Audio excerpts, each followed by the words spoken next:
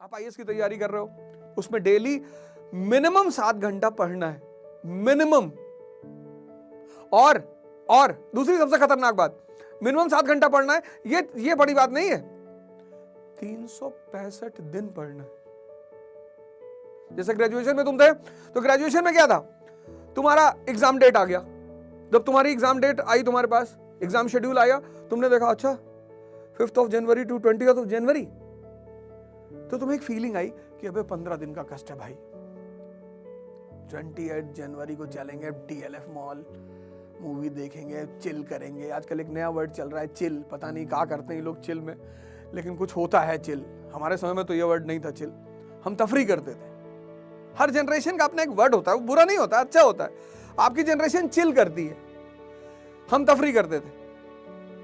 तो आप सोच लेते हो कि यार 15 दिन का कष्ट है भाई, लेकिन यूपीएससी की तैयारी में 15 दिन का कष्ट नहीं है, 7 घंटे 365 दिन, 7 hours 365 days। ये चैलेंज है यूपीएससी का। तुम 15 दिन डिसिप्लिन रह सकते हो दबाव में, 20 दिन रह सकते हो, 1 साल। 95% लोग जो आईएएस की तैयारी में मार खाते हैं, वो इसीलिए खाते हैं। किसी भी काम को जब करना हो ना, उस पर होमवर्क करो पहले, पता करो ये क्या है, यूपीएससी क्या है, तुम यूपीएससी देना चाहते हो, क्या है ये, इसका सिलेबस क्या है, ये मुझसे क्या जानना चाहती है, कोचिंग क्यों जाना चाहिए। तुम बिना क्या जाने कूद पड़ते हो। जैसे कुछ लोग स्विमिंग पूल में तैरते हैं सोसाइटियों में, मैं उसको तो तैरना मानता ही नहीं। फिर उनको एक इल्यूजन होता है कि हम तैर लेते हैं, जाके गंगा में कूद गया बनारस में। अब पानी के अंदर तो वाटर करंट होता है, नदी के अंदर अंडर करंट होता है, एक तो करंट, और ऊपर से क्या होता है, नदियां कटान करती हैं, जमीन को काटती हैं, तो छोटी छोटी केव्स होती हैं पानी के अंदर। कभी कभी उसी केव्स में आदमी घुस जाता है, फिर वो हाथ पैर मारता है,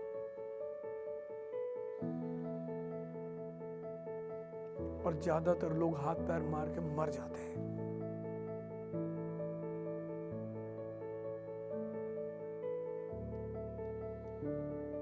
किसी चीज को करना चाहते हो, उस पर होमवर्क करो, R&D करो, टाइम दो उसको।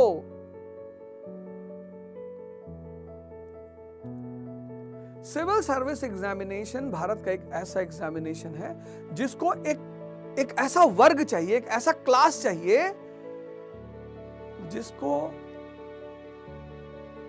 प्रैक्टिकल यूटिलिटी ऑफ सब्जेक्ट्स पता हो, थ्योरेटिकल नहीं, प्रैक्टिकल। 1950 की इंडियन इकोनॉमी, 1991 की इंडियन इकोनॉमी और 2040 की, हम कहां थे, हम कहां पहुंचे, कहां जाना चाहते हैं, ये उसकी डिमांड है। लेकिन ये चीज समझने के लिए जो थियोरेटिकल पार्ट ऑफ इकोनॉमी है, वो तो समझना पड़ेगा। Studying is different, preparation is different. Studying का मतलब आपने नेशनल इनकम चैप्टर को तैयार किया, दैट इज स्टडीइंग। आपको पता चला जीडीपी क्या है, आपको पता चला जीएनपी क्या है, आपको पता चला एनडीपी क्या है, ये सब आपको पता चला, ये स्टडीइंग है, फर्स्ट पार्ट। सेकेंड पार्ट ये है कि आपको ये पता चला कि 1950 में इंडिया की जीडीपी क्या थी, कहां कहां से आती थी,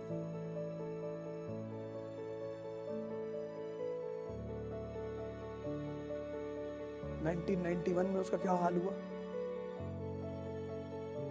अभी क्या है, और कहां हम ले जाना चाहते हैं एज अ डेवलप्ड नेशन। तो उसका ग्राफ बनाना पड़ेगा, primary sector, secondary sector, tertiary sector, जो हमारे सोर्स ऑफ इनकम है, फॉरेन इमिशंस, सब एक ग्राफ बनाना पड़ेगा। फिर 1950 का ग्राफ बनाना पड़ेगा, फिर 1991 का ग्राफ बनाना पड़ेगा, फिर एक एजम्पशन का ग्राफ 2040 का कि यार एग्रीकल्चर में ये सुधार करना है, इंडस्ट्री में ये करना है, स्मॉल स्केल सेक्टर में ये करना है, बैंकिंग में ये रिफॉर्म्स करने। This is called as preparation. 95% लोग सिर्फ पढ़ने को प्रिपरेशन मानते। नो,